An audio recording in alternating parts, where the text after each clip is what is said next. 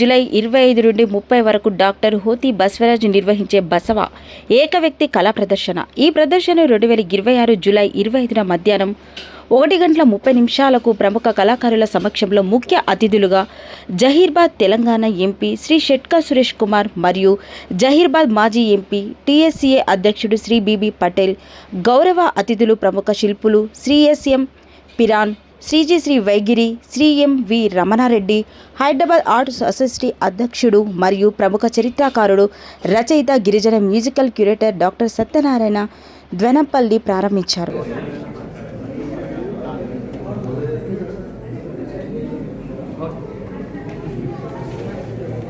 Tribal dance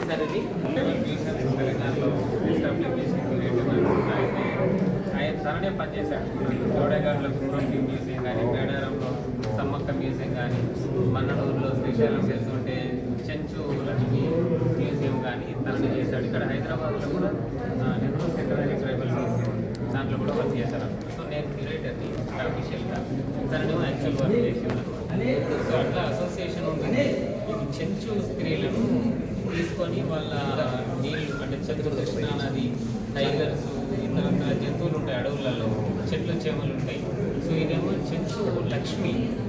ఇప్పుడు మన తెలంగాణలో, తెలుగుదేశంలో శివుడికి 3వ భార్య ఉంటుంది, చెంచు భ్రమరాంబిక. సో ఈ పిక్చర్స్ అన్ని మనకు శ్రీశైలం గోడల మీద ఉంటాయి ఒక 500 ఏళ్ళ కిందటి. వాటి నుంచి ఇన్స్పిరేషన్ తీసుకొని దీన్ని డెవలప్ చేశాడు అనమాట. మోడర్న్ ఆర్ట్ ట్రెడిషన్ ఉంటుంది, మోడర్న్ కూడా ఉంటుంది అన్నట్టు. సో మోడర్న్ ఆర్టే అది నడుస్తున్నది కాబట్టి అట్లా సింథసైజ్ చేశాడు అనమాట. అది గొప్ప, అది ఇంకా ప్రత్యేకం. మనం చూడగలిగింది ఆయన, చూసి మనం చూపించగలుగుతున్నాడు. సో చూడండి, ఉంటుంది రాయిలో బసవన్న ప్రతి నెలలో ఒక రాయిలో బసవన్నని చూసి దానికి జస్ట్ కొమ్ములు పెట్టిన అంటే చాలా గ్రేట్. ప్రీ హిస్టారిక్ పీరియడ్లో శిల్పం లాగా రాక్ కట్ స్ట్రక్చర్స్ ఉంటాయి కదా, సేమ్ సీజనల్ ఫీచర్స్. నాగలి ఎద్దులేంది వ్యవసాయం లేదు,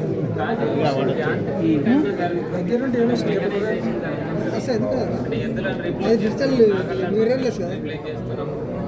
మొత్తం ట్రాక్టర్లు, ఇతరత్ర మిషనరీ వచ్చిందన్న కాన్సెప్ట్లో ఈ మార్పు విధానం చేసాడు. అవార్డు ఉంది sir, award Punjab Amritsar national award level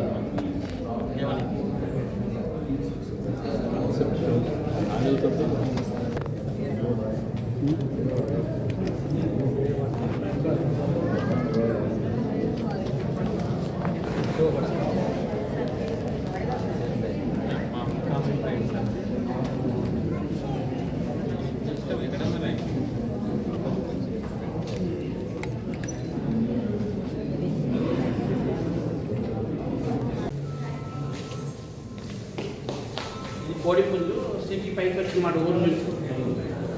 ఇప్పుడు మన సిటీలో పట్ట 80% వరకు గుడ్డూరులో చిక్కనే ఉంటుంది. దానికి ఆధారపడ్డారు అన్నమాట పబ్లిక్ హైదరాబాద్లో. కాబట్టి ఊరు నుంచి సిటీకి వచ్చి అది పెళ్లి పైనకి అరుస్తుంది అనమాట. ఎంత దూరం తీసుకొచ్చారు.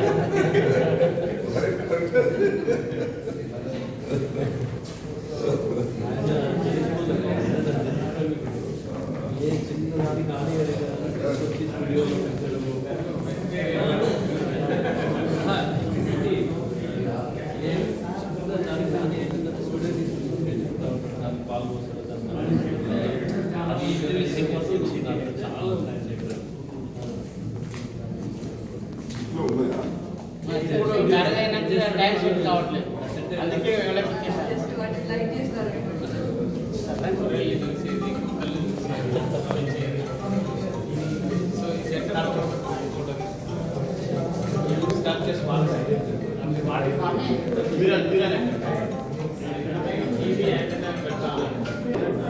అదే విషయం తయారు చేయడం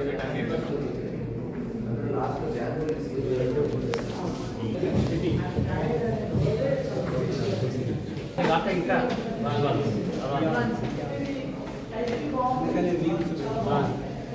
నెక్స్ట్ అంతా మొత్తం అదే ఉంటుంది సార్, ఈ మెకానిక్ అంతే ఉంటుంది.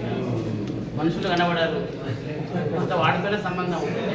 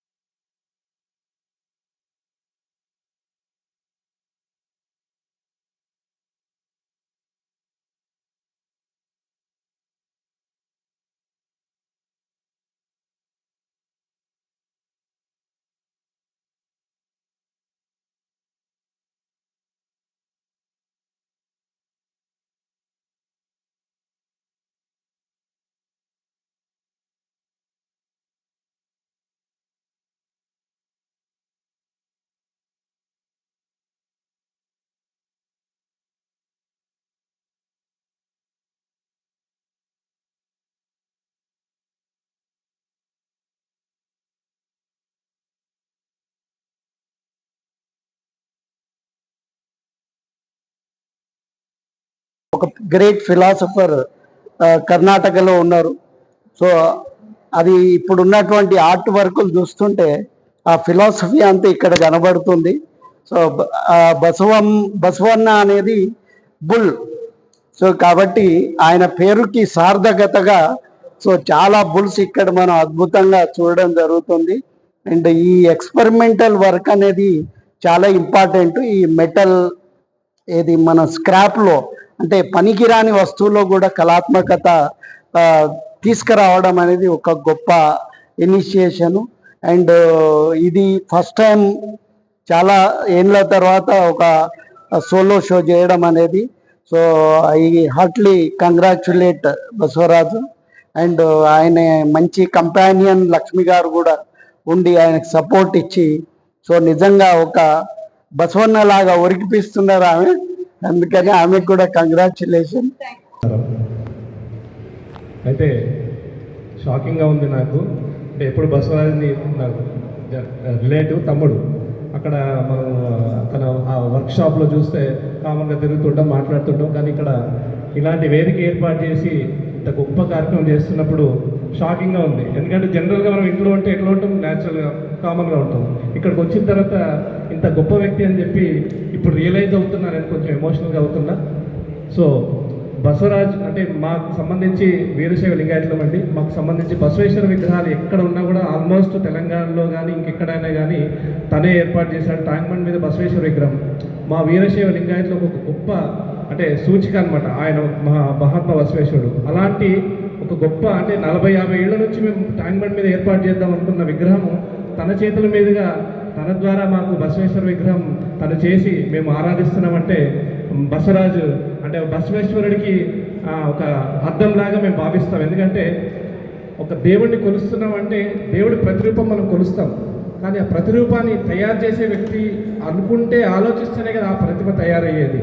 అది మనం ఆలోచించాలి. ఎందుకంటే మనం చూసిందే కాదు, ఆ చూసిన దాన్ని ఏర్పాటు చేయగలిగే శక్తి సామర్థ్యం ఆ భగవంతుడు ఆ ఆర్టిస్ట్కి అంటే శిల్పికి ఇస్తాడు. కాబట్టి ఇలాంటి గొప్ప వ్యక్తి నాకు తమ్ముడవ్వడం, ఆప్తుడవ్వడం, మా వీరశైవ లింగాయత్ ముద్దు బిడ్డ అవ్వడం అనేది నేను గర్వంగా ఫీల్ అవుతున్నాను.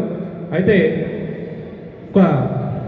ఇప్పుడు ప్రతి వ్యక్తి ఇందాక పెద్దలు చెప్పారు, ప్రతి వ్యక్తి వెనకాల ఒక అంటే తను గొప్పగా సాధిస్తున్నాడంటే వెనకాల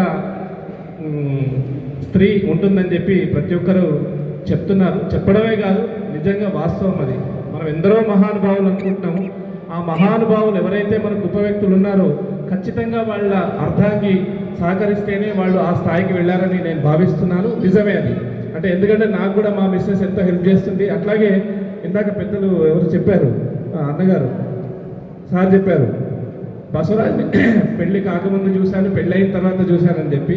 సరే, మేము పెళ్లి కాకముందు అంత చూడకపోవచ్చు, కానీ నాగలక్ష్మి ఇన్వాల్వ్ కాకముందు ఇన్వాల్వ్ అయిన తర్వాత చూశాను. కాబట్టి తను ఇన్వాల్వ్ అయిన తర్వాత 100 రెట్లు స్పీడ్గా బసవరాజ్ యొక్క తన వ్యక్తిగత జీవితం అనుకోండి, లేకపోతే ఆర్టిస్ట్ జీవితం అనేది చాలా ఫాస్ట్గా వెళ్తుంది, చాలా ఉన్నతంగా వెళ్తుందని చెప్పి నేను భావిస్తున్నాను. నేనంటే ఒక 10 years బ్యాక్ నేను అనుకునేవాడిని బసవరాజ్ ఇట్లా అంటే ఇలా ఆర్ట్ గ్యాలరీస్ లేకపోతే ఇట్లా చేయాలని చెప్పి ఏదైతే జరుగుతున్నదో అనుకున్నాను.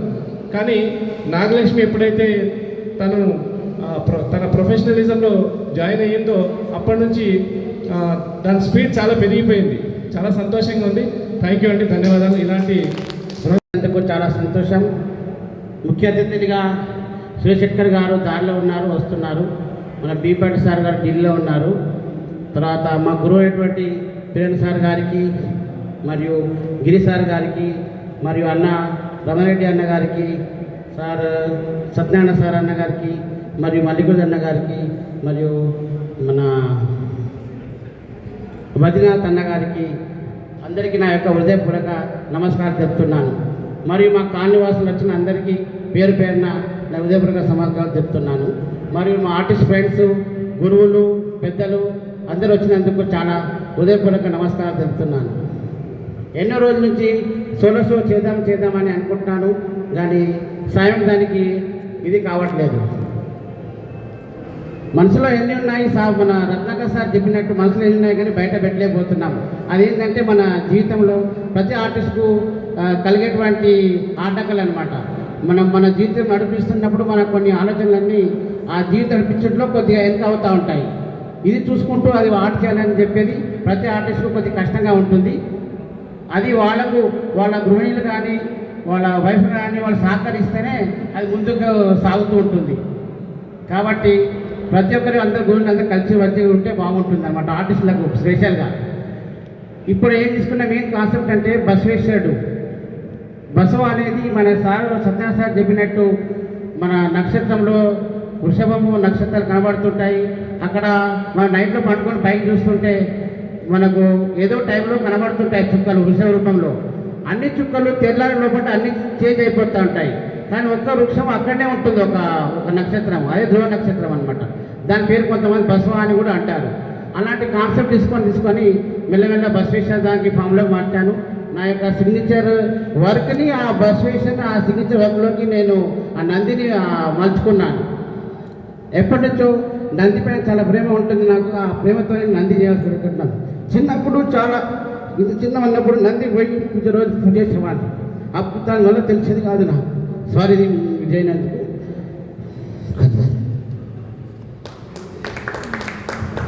ఇదే కాకుండా మోడర్న్ ఆటలలో చాలా ఆటలు చేశాను. ఈ మోడర్న్ను బసవేశ్వరను నందిని మధ్యానికి ఎంతో ఆలోచించి చేశాను. నేను కొద్ది ఇదే ఎత్తున్నాను. Thank you. మన తర్వాత చెప్తాను. మీ టైం వచ్చింది. అంటే there is no evidence. God కూడా వీళ్ళిద్దరిని పైన సృష్టించేసి ఓకే స్కల్ప్టింగ్ చేసేసి ఇద్దరు రెండు బొమ్మలు చేసి కింద పంపించారు అన్న. మైక్ అవసరం లేదు, ఒక మాట చెప్తాను. మైక్ అవసరం లేదు. చరిత్రలో చాలామంది చెప్తుంటారు, ప్రతి పురుషుని విజయం వెనక ఒక స్త్రీ ఉంటుంది. అది ఎంతో సత్యమో ఇద్దరిని చూస్తే తెలుస్తుంది. అంటే ఒకే బర్త్డే ఒకే అదే రోజు మళ్ళీ ప్రోగ్రాం పెట్టడం, మీరు అలాగే ఉండండి అంతే. నా పేరు నాగలక్ష్మి, మిస్సెస్ బసవరాజ్ని, ఆర్గనైజర్ ఆఫ్ ఆర్కిటీ క్రియేటర్. సో ఈ ప్రయాణంలో నేను జాయిన్ అవ్వడం చాలా ఆనందంగా ఉంది. సో చాలా ప్లేసెస్లో మేమిద్దరం కలిసి వెళ్ళాము. ఎన్నో ఆర్ట్ షోస్ చూసాము, ఢిల్లీ, బాంబే, ఇవన్నీ నాకు తెలియదు యాక్చువల్గా. సో బేసికల్లీ ఆమె లెక్చరర్, మ్యాథమెటిక్స్ లెక్చరర్ని. సో ఈయనతో ప్రయాణం స్టార్ట్ అయిన తర్వాత ఆర్ట్ గురించి తెలుసుకున్నాను. ఆర్ట్ ప్రపంచం అనేది ఇంకా బాగా ఉంటుందా అని తెలుసుకున్నాను. సో సో దాన్ని మనకు తోచిన విధంగా నలుగురికి చెప్పాలి అన్నది మా ఇంటెన్షన్. సో అంతకు మించి మనం ఇంకేమేమో చేయాలి అన్నది లేదు. సో అదందరికీ తెలవాలి. సో ఈ ప్రయాణంలో మాతో పాటు మమ్మల్ని ఆశీర్వదిస్తున్న మీ అందరికీ పేరు పేరున నమస్కారాలు. సో ఈ బుక్కి సహకరించి మాతో పాటు ఈ జర్నీలో బ్రోచర్స్ అన్నిటికీ హెల్ప్ చేసిన మా ప్రింటర్స్కి కానీ, మాతో పాటు మా తోటి ఆర్టిస్టులు, మేము ఎప్పుడు మాతోనే ఉండి మా వర్క్ స్టూడియోలో చేసిన మా ఆర్టిస్టులు, వాళ్ళ సహాయం లేకపోతే మేము ఈ స్టేజ్లో ఉండము. సో ఎనీ టైంలో ఎప్పుడంటే అప్పుడు మాకు సపోర్టివ్గా ఉండి మాకు ఎంతో చక్కగా మా పనితనాన్ని ముందుకు తీసుకెళ్తున్న వాళ్ళకి, సో వేదికను అలంకరించిన పెద్దల్లో అందరూ మాకు ఆప్తులు. సో సార్స్ ఇద్దరు ఆయన అంత మంచిగా తీర్చిదిద్దినందుకు వాళ్ళకి special thanks sir. So Ramana Reddy అన్నాకి మేము అన్నలానే ట్రీట్ చేస్తాము. So is a family member to us. So coming to Satyanarayana sir, as a family friend and మాకు మంచి సజెషన్స్ ఇస్తారు హిస్టరీ గురించి కానీ, తెలియని విషయాల గురించి కానీ. సో నేను రన్నింగ్ ఎన్సైక్లోపీడియా పిలుస్తూ ఉంటాను, వికీపీడియా అంటూ ఉంటాను సార్ని. సో సార్ మనకి మంచి సపోర్టర్, ఎంత మంచి నాలెడ్జ్ ఇస్తారంటే మనం ఎప్పుడు రెడీగా ఉన్నా కూడా ఏ టాపిక్ మీద ఏది కావాలన్నా కూడా ఇన్ బ్రీఫ్గా ఇస్తారు. సో జనరల్గా మనం చదవలేము, వెతకలేము, దొరకవలాంటివి. సో అలాంటివి ఎన్నో బుక్స్ చదివి ఎంతో జ్ఞానాన్ని సంపాదించిన వ్యక్తి సత్యనారాయణ సార్ గారు. సో ఆయన ఎన్నో పెద్ద పెద్ద మ్యూజియంస్ చేసి వాళ్ళ తరాలకు రిజర్వేటివ్గా దాన్ని ముందుకు ఇస్తున్నారు. సో ఈ మల్టీమీడియా ఆధారంగా ఏమవుతుంది అని అంటే రకరకాల ఇన్ఫర్మేషన్ అన్నది ఆయన తన కోర్సులో పెడుతూ ఉంటారు. డెఫినెట్గా ఫాలో అవ్వండి. సో పిల్లలకి చాలా యూస్ఫుల్. ఆర్ట్ అన్నది అందరికీ నేర్పించండి, అది చూసి ఎంజాయ్ చేసేది కాదు. సో పిల్లలకి వచ్చే జనరేషన్స్కి కూడా దాని గొప్పతనం ఏంటి, మన చుట్టూ ఉన్న మెటీరియల్స్ని మనం ఎలా వాడగలం. సో దాన్ని కమర్షియల్గా ఎప్పుడు చూడకూడదు, మంచి మనసుతో చూడండి. So any age group can enjoy this one. అదేంటంటే చాలా రిలాక్స్ అవుతాం ఈ ఫీల్డ్లో ఉన్నప్పుడు. ప్రస్తుత సమాజంలో ఏంటంటే టెన్షన్స్, డిసీజెస్, వాటితో చాలా స్ట్రెస్ఫుల్గా జరుగుతుంది. సో అదంతా వెళ్ళిపోవాలి అంటే definitely you regularly visit art studios and art galleries and appreciate art works of all artist. So మనకు చాలామంది తెలియదు ఎంతమంది ఆర్టిస్టులు ఉంటారు హైదరాబాద్లో అన్నది ఎవరికీ తెలియదు. సో అది ఏంటి అన్నది మీరు సెర్చ్ చేయండి. ఒక్కొక్క ఆర్టిస్ట్కి ఒక్కొక్క ప్రత్యేకత ఉంటుంది. వాళ్ళ స్టైల్ ఏంటి, వాళ్ళు ఎలా తెచ్చుకున్నారు, ఎలా ముందుకెళ్తున్నారు, ఎక్కడ షోస్ పెడుతున్నారు, ఎంత సేల్ అవుతున్నాయి. సో మన వంతుగా మనం ఏం చేయగలం, మన ఫర్నిచర్ తెచ్చుకునే వాళ్ళు ఒక పెయింటింగ్ కొనండి, మీ ఇంట్లో దాన్ని పెట్టుకోండి. సో ఆ విధంగా మీకు తోచిన ఎంకరేజ్మెంట్ వాళ్ళకి ఇవ్వండి.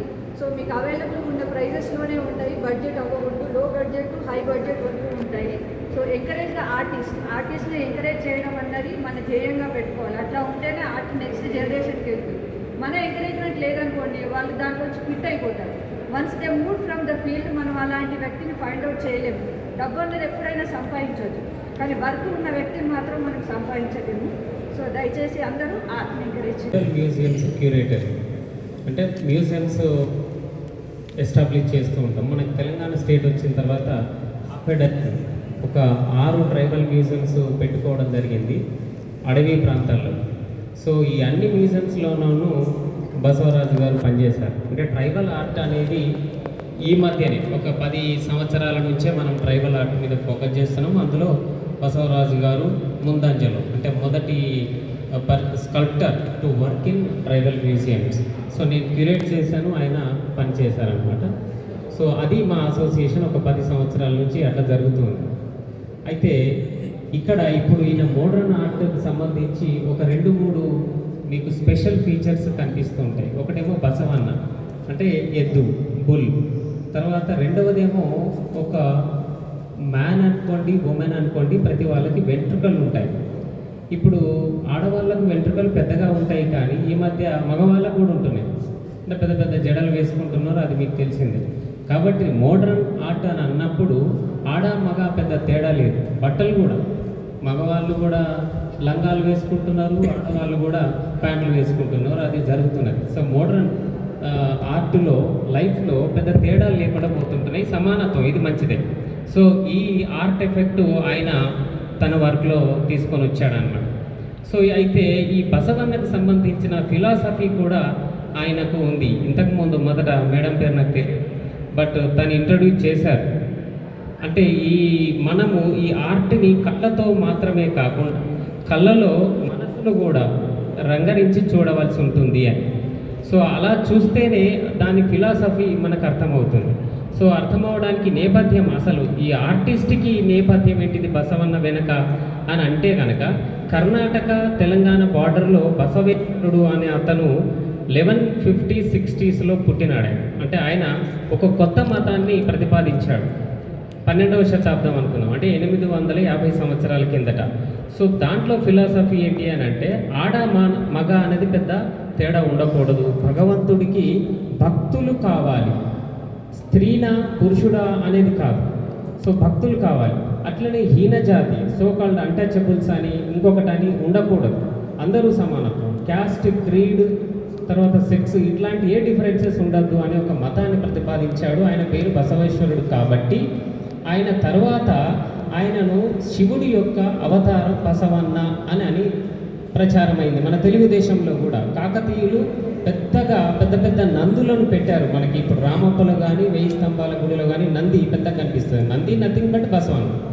సో అందుకని ఈ ఫిలాసఫీ అక్కడి నుంచి వచ్చింది. నందిని అంత పెద్దగా చేయటము అనేది పెద్దగా చేయటం అనేది బసవేశ్వరుని కాన్సెప్ట్. తర్వాత బసవేశ్వరుణ్ణి శివుడి యొక్క నంది అవతారమే అన్నారు. ఆ కాన్సెప్ట్ ప్రభావము ఈ బసవరాజు గారి మీద పడ్డది. ఆయన పేరు కూడా బసవరాజు కదా. పడి ఆయన చిన్నప్పుడు లింగాయత మతంలో ఉండి ఆ బసవన్నను పూజించేవాడు చిన్న పిల్లోడప్పుడు. సో అప్పటి నుంచి ఆయనకు ఆ ఆర్ట్ అనేది ఆ వంటబడింది, బసవన్న కాన్సెప్ట్ వంటబట్టి పెద్ద అయిన తర్వాత కూడా ఆ బసవన్నను బాగా డెవలప్ చేసుకున్నాడు. సో ఈ బసవన్న కాన్సెప్ట్ ఎంత పాతదానానికి వెళ్తుంది అని అంటే, పాత కాలానికి వెళ్తుంది అని అంటే, మనకు ఇండస్ వ్యాలీ సివిలైజేషన్ అనేది మొట్టమొదటి సివిలైజేషన్ భారతదేశంలోనే కాదు ప్రపంచంలో కూడా. సో అక్కడ మొట్టమొదటి దేవుడు మనకు పశుపతి శివుడు అని కనిపిస్తున్నాడు. పశుపతి అంటే పశువుల యొక్క అధిపతి దేవుడు శివుడు అని. అయితే అందులో ప్రధానంగా బసవన్ననే ప్రధానంగా ఉంటుంది. ఎందుకు అది తీసుకున్నారు అని అంటే, అప్పుడప్పుడే అంటే ఒక 5000-6000 సంవత్సరాల కిందట వ్యవసాయం అనేది వస్తుంది. అంతకుముందు ఫుడ్ గ్యాదరింగ్ అంటే డైరెక్ట్ ఫుడ్ అడవిలో ఏదో దొరుకుతుంది, అది తీసుకొని వచ్చి తినేవాళ్ళు. కానీ అగ్రికల్చర్ మొదలైన తర్వాత బసవన్న ఎద్దునే ప్రధాన ఆధారం. సో కాబట్టి ఎద్దుని అప్పటి నుంచి పూజించడం జరిగింది. కాబట్టి మనకు ఇండస్ వ్యాలీ సివిలైజేషన్స్లో పెద్ద ఇది కనిపిస్తుంది, పెద్ద సీల్, ముద్రిక అని అంటారు, దాని మీద బసవన్ననే ఉంటుంది. సో కాల్డ్ నంది అనుకోండి, బసవన్న. అయితే దీన్ని కాలాలను గణించడం కూడా మొదలుపెట్టారు. అంటే ఇప్పుడు మనం పంచాంగం అంటాం. ఇప్పుడు వర్షాకాలం లేకపోతే ఎండాకాలం, చలికాలం ఇది ఎప్పుడు వస్తుంది? ఈ గ్రహాలను గమనించాలన్నమాట ఆకాశంలో. సో ఇట్లా గ్రహస్థితులను గమనించి వర్షాకాలం ఎప్పుడు వస్తుంది, ఏరువాక ఎప్పుడు వస్తుంది అని కనుక అనుకున్నప్పుడు మనకి ఇంతకుముందు బయట పడుకున్నప్పుడు పైన చుక్కలు కనిపిస్తాయి. చుక్కలు కొన్ని దగ్గర ముద్దల్లా కనిపిస్తాయి. అంటే ఒక గ్రూప్ ఆఫ్ ఈ గ్రూప్ ఆఫ్ స్టార్స్ని రాశి అని అంటాం. సో ఆ విధంగా వృషభ రాశి అనేది ఒకటి వచ్చింది. వృషభం అంటే ఎద్దు. సో వృషభ రాశి అనేది, వృషభ రాశి ఎక్కడైతే మేష రాశి, వృషభ రాశి రెండవ రాశి, అది వచ్చినప్పుడు వర్షాకాలం వస్తుంది. కాబట్టి ఏరువాక అనే పండగ జరుపుతాము, ఎద్దులను పూజిస్తాము, పొలాల అమావాస్య అని జరుపుతాము. సో ఈ పొలాల అమావాస్య జరపడం అనేది ఒక 6-7 సంవత్సరాల కిందటి నుంచి ఉంది. సో ఈ ప్రభావం అంతా కూడా ఈ రాసుల గణన కానీ, పూజించడం కానీ, ఏరువాక కానీ, ఇవన్నీ కూడా బసవరాజు గారి మీద ఇవన్నీ తన ఆర్ట్లో చిత్రీకరిస్తున్నారు. అనేది వృషభ రాశి ఎక్కడైతే మేష రాశి, వృషభ రాశి రెండవ రాశి, అది వచ్చినప్పుడు వర్షాకాలం వస్తుంది. కాబట్టి ఏరువాక అనే పండగ జరుపుతాము, ఎద్దులను పూజిస్తాము, పొలాల అమావాస్య అని జరుపుతాము. సో ఈ పొలాల అమావాస్య జరపడం అనేది ఒక 6-7 సంవత్సరాల కిందటి నుంచి ఉంది. సో ఈ ప్రభావం అంతా కూడా ఈ రాసుల గణన కానీ, పూజించడం కానీ, ఏరువాక కానీ, ఇవన్నీ కూడా బసవరాజు గారి మీద ఇవన్నీ తన ఆర్ట్లో చిత్రీకరిస్తున్నారు.